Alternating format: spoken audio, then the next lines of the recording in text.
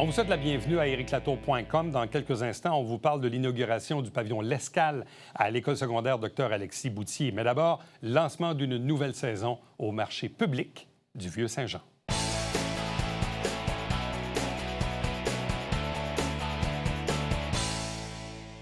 Avec le beau temps, c'est aussi le lancement de la nouvelle saison du marché public du Vieux-Saint-Jean. Marché qui, oui, est ouvert à l'année, mais il y a des moments de l'année où il y a plus de maraîchers, évidemment, qui sont disponibles avec leur kiosque pour vous accueillir, soit les mercredis ou surtout, évidemment, le samedi. Avec nous pour en parler, la nouvelle présidente de l'Association pour le marché public du Vieux-Saint-Jean, Mme Jackie Vallière. Bonjour et bienvenue. Bonjour. Accompagnée de Audrey Bogmans, qui est aussi agricultrice et bien sûr membre de cette association. Bonjour et bienvenue. Merci beaucoup. Le marché public existe depuis la nuit des temps ou presque à Saint-Jean-sur-Richelieu. C'est un peu un marché héritage qu'on a. Plus de 100 ans. Mm-hmm. Qu'est-ce qu'il y a de différent cette année? Comment on fait pour se renouveler d'une année à l'autre? C'est la grande question. Hein? Ben oui. Écoutez, à chaque année, il y a des gens qui vont quitter quand même le marché. Et puis, on recrute d'autres gens pour amener un peu de variété, pour être sûr qu'on a une belle variété. Donc, en fait, Audrey a fait partie des nouvelles de cette année. Et puis, nous sommes encore en recrutement, d'ailleurs, parce qu'on a 4-5 tables à remplir avant que la saison vraiment commence, où on va avoir plein de produits locaux. Parce qu'en ce moment, c'est les choses qui sont produites soit en serre ou dans le champ, des asperges, des choses comme ça. Vous avez combien de membres dans votre association en ce moment? En ce moment, on a 22. 22. Puis il y a de la place pour 4-5 en termes de kiosques. Mm-hmm. OK. Ouais. Audrey Bogmans, qu'est-ce qui fait que vous êtes nouvellement arrivée dans cette association? Bien, en fait, c'est qu'on produit à Saint-Sébastien des légumes, entre autres, puis des fleurs coupées. On trouvait ça important. En fait, on le diffuse par des abonnements directement. On trouvait ça important vraiment d'avoir un point à Saint-Jean qui est notre centre urbain, finalement, là, d'être capable d'acheminer directement nos produits en circuit court, pas juste par des distributeurs. C'est vraiment pour ça, en fait, qu'on y a été. Puis, on s'est fait aussi approcher parce qu'il y a un vent de renouveau au marché de par la présence des agriculteurs locaux maintenant, de plus en plus au marché. T'sais, on s'est fait dire, anciennement à la Chambre de commerce, plusieurs fois que c'était difficile au marché public parce que c'était de moins en moins des producteurs du coin qu'on y retrouvait, mais beaucoup des gens qui allaient à Montréal et qui ramenaient des produits, par exemple, ici. Puis ça, de plus en plus, c'est des producteurs du coin qui occupent le coin. C'est des gens de Napierville, de Saint-Jean, des MRC là, d'ici. Fait que c'est vraiment des produits locaux qu'on retrouve au marché de Saint-Jean. Puis c'est le vent de renouveau. C'est pour ça qu'on est là aujourd'hui. Pour vous, il y avait cette volonté-là d'accroître, disons, la présence plus locale des maraîchers présents? Absolument. C'est bien important. Moi, j'ai fait un essai au marché Atwater l'année passée, puis c'est tous des revendeurs, puis c'est pas du tout comme on a ici. Là. C'est pas la même dynamique. Non. Puis, écoutez, quand on arrive à notre marché, là, on voit les maraîchers, tout est frais. Il y a très peu de packaging, il n'y a pas de plastique, il n'y a rien de ça. C'est du stock qui est local, qui est frais. Puis c'est appétissant. Je le disais en introduction tantôt, le marché, dans le fond, il est ouvert 12 mois par année. Est-ce que quelqu'un peut exploiter son commerce, son kiosque? Bon, on comprend qu'au mois de janvier, c'est un peu moins sympathique, mais encore là, il y en a quelques-uns. Moi, entre autres, vous êtes là avec les pommes, hein, c'est ça? Ouais. Vous êtes là du verger du petit village à Mont-Saint-Grégoire. Puis c'est ça, en plein mois de janvier, il y en a quelques-uns. Mais sinon, quand on arrive dans cette période-là, comme le week-end passé, c'était la fête des mères, là, on s'approche de la fête des patriotes le long week-end. Donc, on va être dans des périodes plus propices, disons, à avoir l'ensemble des maraîchers. Ben oui. Ils disent, on dit tout le temps que c'est le 1er juillet, le gros lancement du marché, que tout le monde devrait être sur place, puis tous les produits seront disponibles. Mais ça va, à chaque semaine, à partir de maintenant, là, à chaque semaine, on va avoir de plus en plus de marchands qui vont s'ajuster avec nous. Parce qu'on suit la météo, en fait. Pourquoi le printemps est un petit peu plus tardif? C'est parce qu'on a eu de la neige encore tard au mois d'avril, entre autres. Fait que ça, c'est sûr que ça retarde les récoltes de champs. Puis ce qui se passe au 1er juillet, c'est que c'est là que les récoltes de champs commencent. Puis la plénitude, vraiment, de la saison de l'été, là, bat son plein. Mais en ce moment, on a des produits de jardinerie, comme on dit, des produits de serre ou de tunnel pour plusieurs maraîchers présents. On a des pommes du Québec, du miel. On a tout plein de produits, là, vraiment. On a même de la viande aussi, là, des producteurs. On a un producteur de porc qui est présent, puis on attend de voir si on va avoir un de l'agneau ici. OK. Donc, l'idée, c'est vraiment de diversifier. Donc, oui, il y a des fruits et des légumes, mais il n'y a pas seulement que ça. Il y a de la viande, il y a toutes sortes il y a vraiment beaucoup d'offres qui est très variées, là. Moi, mon but, là, c'est que quelqu'un arrive au marché le samedi puis planifie un souper, qui va avoir des invités, qui peut tout ramasser au marché et avoir tout pour son repas. C'est ça, mon but. Je ne sais pas si je vais l'atteindre cette année, mais on va faire du mieux qu'on peut. Mais c'est presque possible. C'est sûr, moi, je prends notre propre exemple, où on y va assez périodiquement, puis souvent, on commence par le marché. Oui, après ça, on va aller compléter à l'épicerie parce qu'il va manquer des trucs. Mais très souvent, si l'épicerie n'est pas à faire dans l'urgence comme telle, on peut très bien avoir suffisamment de trucs chez vous pour faire notre souper du samedi, là. Mm-hmm. Oui, puis c'est ce qui va donner la touche magique aussi au souper, parce que ça va être... Il y a une histoire autour des produits, puis c'est de venir rencontrer justement le producteur. Comme Jackie disait, c'est le summum de la fraîcheur et là, puis du goût, mais c'est de parler aussi avec l'agriculteur, puis ça ramène des bonnes histoires autour de la table. En quoi la pandémie a-t-elle été bonne ou mauvaise pour les opérations du marché public? Dans le fond, ça a été un gros challenge. On s'entend que partout, ça a été pareil. Mais pour moi, ma commerce, j'ai pas vécu trop de difficultés parce que les gens que j'ai, c'est des gens qui aiment leurs pommes. Puis je suis là 12 mois à l'année. Donc, même l'hiver, j'ai fait des beaux marchés parce que les gens... De un, ils se sentaient plus sécuritaires en étant dehors, à place que d'être dans un magasin pour aller chercher leur stock. Donc, nos clients sont devenus vraiment, mais vraiment fidèles pendant ces 2 ans-là. Donc, il y a eu vraiment une fidélité là, de la part de la clientèle. Oui. OK. On a remarqué aussi au fil des ans maintenant qu'on a un toit qui nous protège quand même, ce qui n'était pas toujours le cas il y a quelques années. Donc, encore là, même si des fois...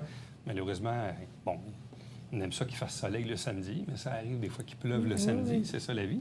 Ça prend de l'eau aussi dans les champs. Oui. Mais quand même, ça n'empêche pas les gens d'y aller. Je veux dire, le marché est couvert. C'est ça. Ce toit-là, ça a été bien apprécié. C'est magique. Avant ça, on emmenait des tentes l'hiver. Puis l'été, ça prenait quelque chose. On avait bien de la misère, surtout nous.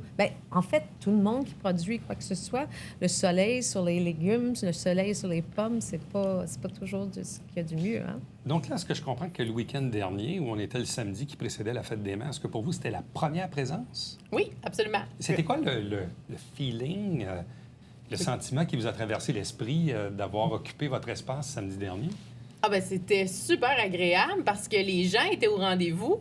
Normalement, le marché ouvre à 8 heures. Puis, on est arrivé quasiment 1 heure avant ça. Puis, les gens étaient déjà prêts, dans le fond, là, à magasiner et à avoir nos produits. Fait que j'ai trouvé ça vraiment très agréable. On a eu des beaux échanges. Puis, je dirais, dans le fond, une clientèle continue là, jusqu'à 2 heures, jusqu'à la fermeture. Mais pour vous, ça vous donne un contact aussi que vous avez peut-être un peu moins à la ferme. Là, vous l'avez vraiment. Là, les clients sont là. Oui, c'est l'objectif, puis c'est de se rapprocher puis de bien comprendre ce qu'ils désirent, d'être capable aussi d'arrimer notre offre. Fait que c'est intéressant, je pense, pour le client de comprendre comment c'est produit puis d'où ça vient, ce qu'ils mettent sur leur table. Mais pour nous aussi, c'est de savoir qu'est-ce qu'ils désirent en plus grande quantité, par exemple, ou de quelle saison ils ont hâte. Là, en ce moment, on s'est fait beaucoup parler des asperges. C'est quand ils arrivent. Bientôt, ça va être les fraises, c'est la même chose. Donc, c'est le fun aussi d'avoir ce sentiment-là puis cet échange. On parle beaucoup du samedi, mais le marché est encore disponible le mercredi aussi? Ça commence au 1er juillet, le mercredi. OK, le mercredi, c'est pas à l'année. Oui, c'est le 1er juillet, puis fin du mois d'octobre que ça finit. C'est vraiment estival. Puis le mercredi, vous avez combien de joueurs? Seulement 2. Ah, Il y a pas plus juste... que ça, OK. Non, il y a juste moi et un autre maraîcher. Ouais. OK. Et par curiosité, qu'est-ce qui fait que vous décidez d'y aller quand même le mercredi? Écoutez, je l'ai essayé, ça fait peut-être 3-4 ans, peut-être 5 ans. Oui, 5 ans. Et puis, je ne savais pas à quoi m'attendre. Et j'avoue que les 2-3 premières semaines, c'était... On ne sait jamais, hein, on fait des essais. Mais rendu 4e, 5e, 6e, 7e semaine, là, les gens commençaient à être habitués du fait qu'on était là. Puis moi, j'ai des produits un peu... Je fais des pains, je fais des repas, j'ai du jus de pomme, j'ai des tartes, des biscuits à l'avoine. Ouais. Fait que tout ça, on a tranquillement pas vite commencé à emmener ces choses-là, comme on fait à tous les samedis. Et puis, c'est un compliment à nos pommes. Nous, on est producteurs de bleuets, de framboises, de mûres. Et puis, quoi d'autre? Framboise, mûre, bleuet, oui. Alors ça, c'est complémentaire aussi. Surtout quand on se rend au mois de juillet où on n'a presque plus de pommes. C'est vraiment, on commence les pommes d'été, que ce sont des pommes qui se conservent moins bien, puis sont peu connues. Fait que c'est ça. Ce qui est intéressant au marché, en fait, c'est avec la diversité, entre autres, de maraîchers qui sont présents, c'est que les gens sont capables d'avoir une continuité dans les produits disponibles. Par exemple, des radis, il y en a, mais il va en avoir à toutes les tables. Puis s'il y a une semaine, il y a un producteur qui en manque pour X raison, mais il va en avoir à la table suivante. Fait que les gens peuvent compter sur les produits, puis c'est pour ça... Certainement que le mercredi, ça a pris du temps avant de s'installer. C'est que les gens, un moment donné, disent « Ah, on a un rendez-vous le mercredi, on sait que telle personne, on peut compter sur elle, elle va être là avec le produit. » Puis c'est ce qu'on fait au marché public de plus en plus. Juste pour que tu saches, celle qui faisait les fleurs auparavant, Sylvie, elle venait le mercredi. Oui. OK. Fait que, il y a une chance que tu viennes. Il y a des... voilà. Tu vas l'essayer. Dans les 4-5 qui vous manquent, là, en ce moment, qui sont disponibles, qu'est-ce que vous auriez de besoin? On pensait à ça l'autre jour. On aimerait ça avoir des gens qui peut-être feraient des assiettes des assiettes de pâtes avec différentes sauces, des choses comme ça. C'est quelque chose qui serait très, très populaire. Ben oui. Complémentaire, oui, avec l'offre. On pensait à des gens qui font des marinades, mais à haute gamme. OK. Et on pensait à ça parce que je retourne à mon idée d'avoir tout de disponible sur le marché pour un beau souper. Puis après ça, je suis ouvert à parler avec n'importe quelle personne qui a quelque chose à offrir, qui pourrait être complémentaire. Et on cherche encore quelques gens pour les artisans. Les artisans aussi. Oui, un traiteur aussi. Quelqu'un qui traiteur. serait capable d'offrir de quoi grignoter au marché, ça serait super intéressant. Mais tu sais, quand même, on a déjà la boulangerie, le vin numéro 5 qui est présent avec le pain. On a plusieurs maraîchers locaux, des producteurs de viande locaux, puis on a les producteurs de petits fruits puis de pommes. Fait qu'on a déjà une belle offre. Alors, le marché public du Vieux-Saint-Jean entame sa nouvelle saison. Allez faire un tour les mercredis et surtout les samedis où il y a vraiment abondance. Donc, allez faire un tour, c'est toujours évidemment au marché public, ici même, à Saint-Jean-sur-Richelieu. À vous deux, merci beaucoup. Merci. Reste avec nous, on va revenir après ceci.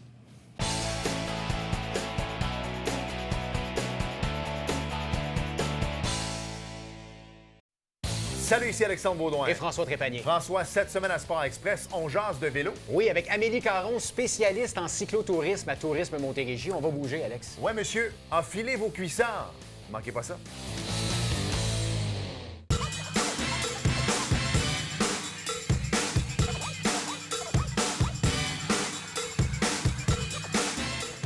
Dimanche, 9h30, Télé Bingo. On vous attend.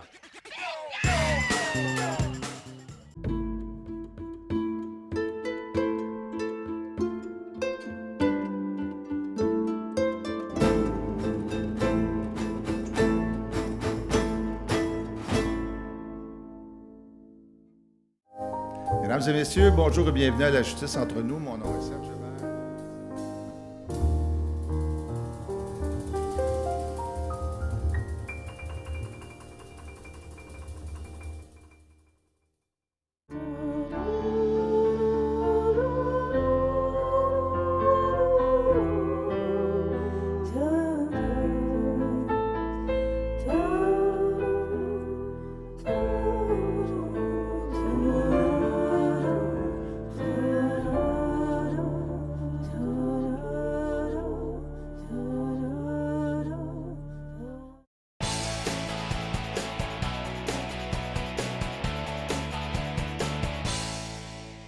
Parlons du monde scolaire, parlons de l'école secondaire Dr Alexis Boutier, qui est située dans le secteur Saint-Eugène de Saint-Jean-sur-Richelieu, où il y a quelques jours à peine, le 3 mai dernier, on a inauguré le pavillon L'Escale. On en discute avec sa directrice, Rélène Morin. Bonjour et bienvenue. Bonjour, merci. Ça fait plaisir. Expliquez-nous un peu, qu'est-ce que c'est ce pavillon-là exactement au sein de l'école?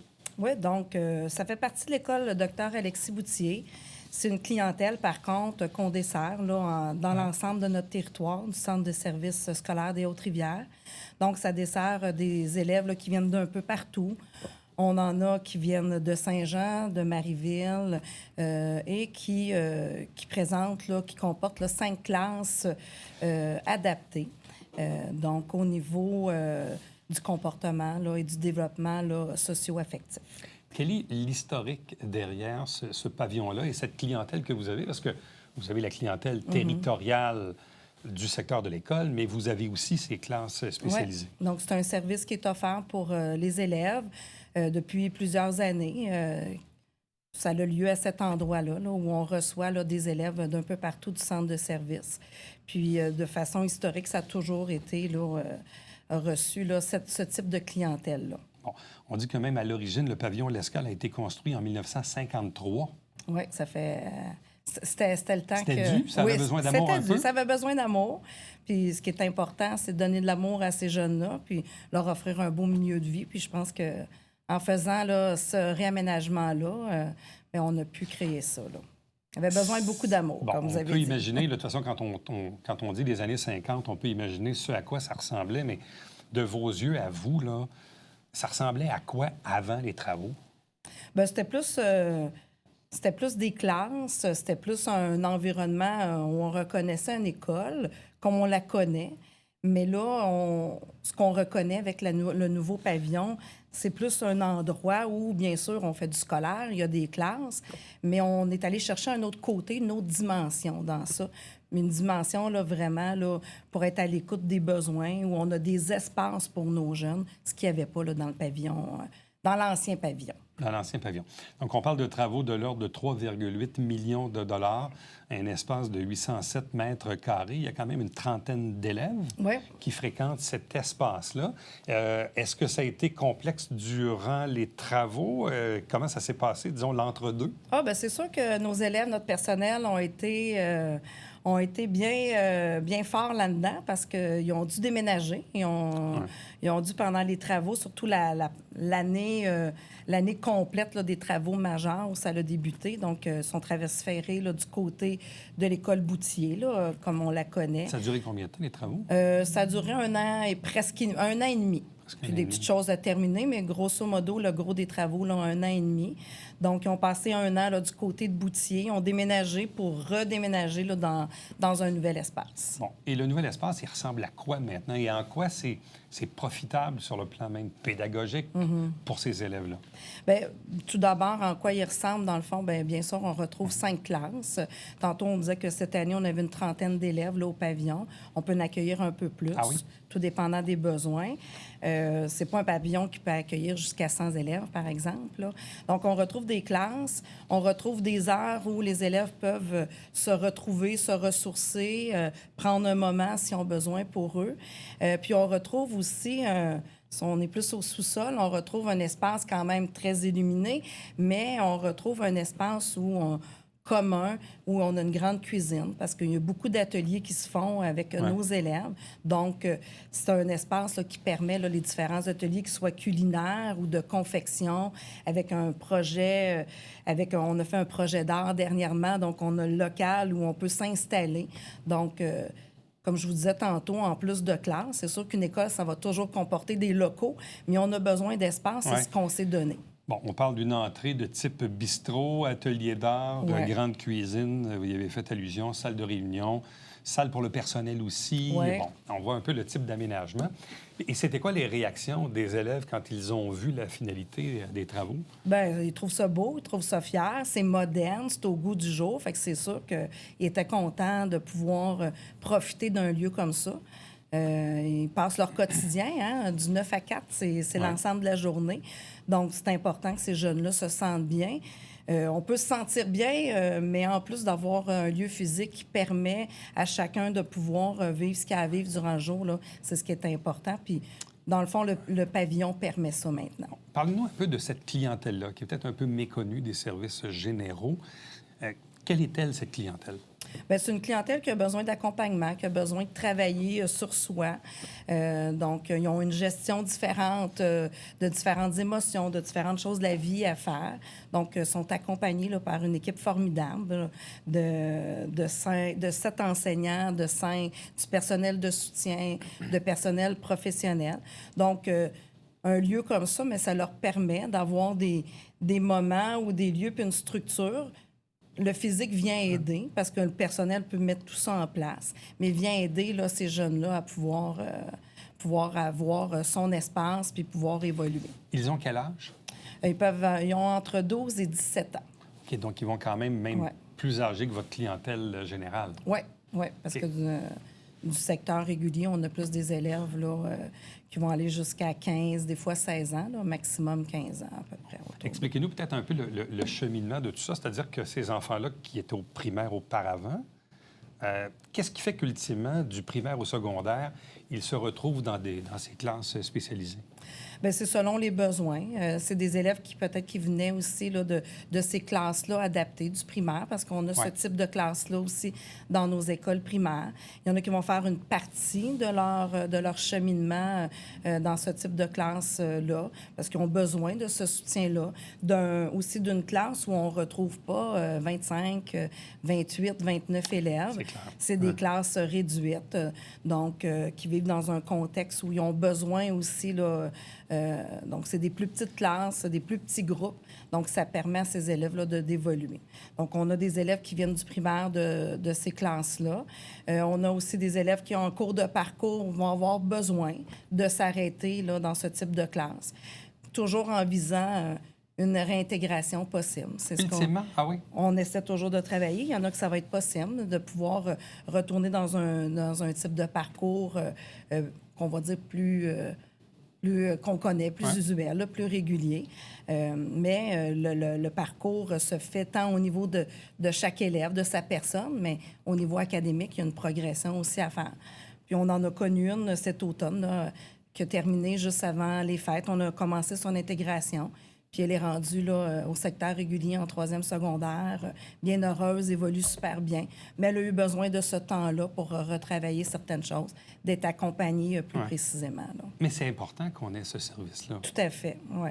Parce que cette structure-là nous permet des jeunes de continuer, d'avancer puis d'être bien. Parce que on voit des jeunes qui sont heureux, on des jeunes qui sourient. À l'inauguration, c'est tous les jeunes de l'école du pavillon qui ont accueilli justement tout le monde. On avait du monde qui ont parlé, qui se sont adressés à des adultes, qui ont accueilli, ils étaient fiers là, de montrer. Fait que c'est des jeunes là, qui évoluent bien, mais qui ont besoin de ce type d'encadrement-là pour bien évoluer. Est-ce que c'est la seule école du Centre de service scolaire des Hautes-Rivières qui offre ce genre de classe spécialisée? Au secondaire, oui. C'est la seule? Ouais. Le seul endroit, donc c'est chez vous? C'est chez nous, oui. OK. Et comment se porte la cohabitation avec les élèves au général? Très bien. C'est sûr qu'en étant dans 2 espaces différents, ça amène une autre dimension. Fait que, tu sais, chacun, on a nos espaces, mais nos élèves, ils vont se mêler aux pauses, au dîner, sa cour d'école. Il y en a qui vont se ramasser, ils vont jouer au basketball. Fait que ça se cohabite bien. Mais parce qu'il y a quand même un fonctionnement qui est différent là, du côté des élèves de première et 2e secondaire. Là. Là, il y a combien d'élèves au total maintenant à Boutier? On est rendu pas mal plus qu'avant. On est cette année là, 515 élèves. 515? Oui. Vous va être pas mal plein. On est pas mal plein. On est pas mal à pleine capacité, oui. 515. Ouais. Et là, au niveau du territoire, vous ratissez quoi? Tout On le territoire descend- qui vient de même Saint-Blaise, Saint-Paul et Oui, compagnie. Là. on a 7 écoles primaires, Saint-Paul, Saint-Blaise, Saint-Joseph-à-la-Colle, Saint-Eugène. On a aussi le secteur de l'Acadie. Oui. Saint-Jacques, Saint-Lucien, je ne sais plus, je l'avais nommé. Là. Donc, c'est nos 7 écoles. Fait que c'est un peu le secteur là, qu'on descend. Donc, il y a 7 écoles primaires qui, ultimement, se retrouvent chez vous pour Oui. faire le secondaire 1 et 2, Secondaire 1 et 2, oui, tout à avant fait. d'arriver à Joséphine d'Endurant pour le 3, 4, 5. Oui, tout à fait. Sauf que, nonobstant cette clientèle générale, vous avez aussi cette trentaine d'élèves en classe spécialisée à l'intérieur du pavillon L'Escale. Oui. Bon, là, vous avez procédé à l'inauguration. C'était festif. Ouais. Belle photo. Ça s'est Ben, bien passé. Ça s'est bien passé. Ça a été un bel événement. C'était surtout ça qu'on voulait, faire un bel événement pour les élèves. Puis on avait à cœur de bien recevoir là, tout ce bon monde-là. On a eu beaucoup de monde. On a eu des parents. On a eu Mme Lachapelle, la directrice générale adjointe, Mme Latreille. Donc, on a eu notre mairesse aussi qui était présente. Donc, Et qui était présidente avant de la commission scolaire. Oui, tout à fait. Donc, Qui devait connaître cet enjeu, j'imagine. Oui, qui connaît bien, qui est proche aussi des élèves. Fait que oui, c'est important. On en a fait un bel événement. On a même un chef qui nous a accompagnés. Là, Xavier Pilon. Là, Fauché, c'est ça. Donc, qui nous a accompagnés là, pour offrir des petites bouchées, offrir quelque chose pour souhaiter la bienvenue à tous. Bien, je trouve ça important, qu'on parle du monde scolaire, qu'on parle de nos écoles secondaires et qu'on explique ce qu'il y a dedans. C'est sûr qu'il y a plein de personnes là, qui ont appris qu'il y avait des classes particulières à Abouti, puis on ne le savait même pas. Puis encore moins que vous aviez un vieux pavillon qui datait des années 50, puis que c'était pas mal dû pour des travaux. Alors, tant mieux et tant mieux pour tout le monde. Merci beaucoup. Bien, merci à vous. Restez avec nous. On vous revient après ceci.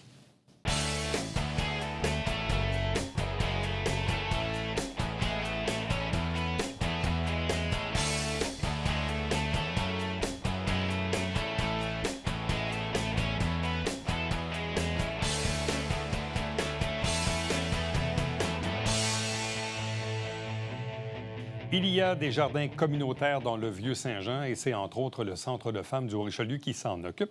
Donc, si parfois vous avez le pouce un peu vert, vous n'avez pas l'espace pour faire ça à la maison, bien, sachez qu'il existe des espaces que vous pouvez utiliser dans le Vieux-Saint-Jean et tout simplement, on vous invite à rentrer en contact avec les gens du Centre de femmes du Haut-Richelieu pour réserver votre emplacement et savoir comment ça fonctionne. À demain. Bye-bye.